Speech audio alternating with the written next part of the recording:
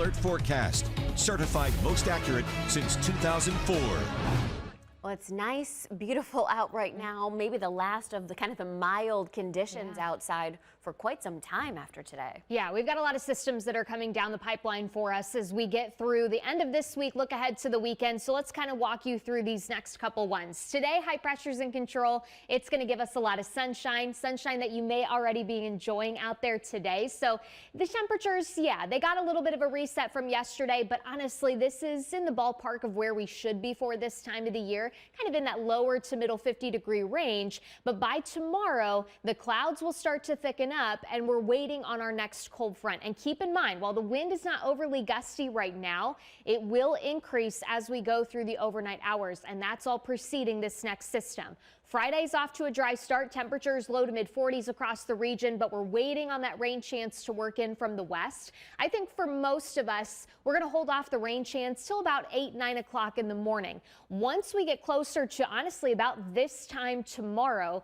more of us will likely be dealing with that wind-driven rain. It's going to help to hold that temperature down just a little bit more for us as we go through the afternoon, though in many spots, we still may actually be warmer than where we are today, thanks to this change in our weather pattern. But essentially, once this rain chance clears out of here, if you have Friday evening plans, things are looking okay right now. We may actually clear out a couple of those clouds just in time for the evening kind of commute time frame, and really things look to be pretty quiet to wrap up the work week. But we also have a very active pattern that's going to ensue beyond tomorrow's system. Really, I think tomorrow's system is just kind of the precursor to what we're going to be dealing with mid to late weekend and then into early this next week. And you'll notice wind is going to be a major component of pretty much every one of these systems that's going to be rolling through, which is part of the reason we have the 19 first alert weather day in place for Monday. But Monday will feature significantly colder temperatures, really the coldest air that we've seen so far this year.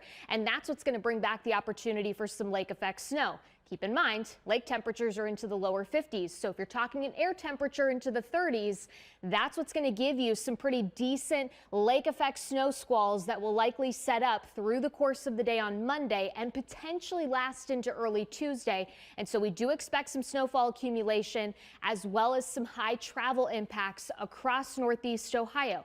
I'm not saying that the snowfall accumulation may just be confined to, say, places like our primary snow belt. I do think that will see the highest of the snowfall totals, but we could see some snow outside of that region. And so there's a lot of little details that we're going to continue to fine tune as we get a little bit closer to this next system settling in. So stay tuned to the team. We're going to give you the latest on all of that.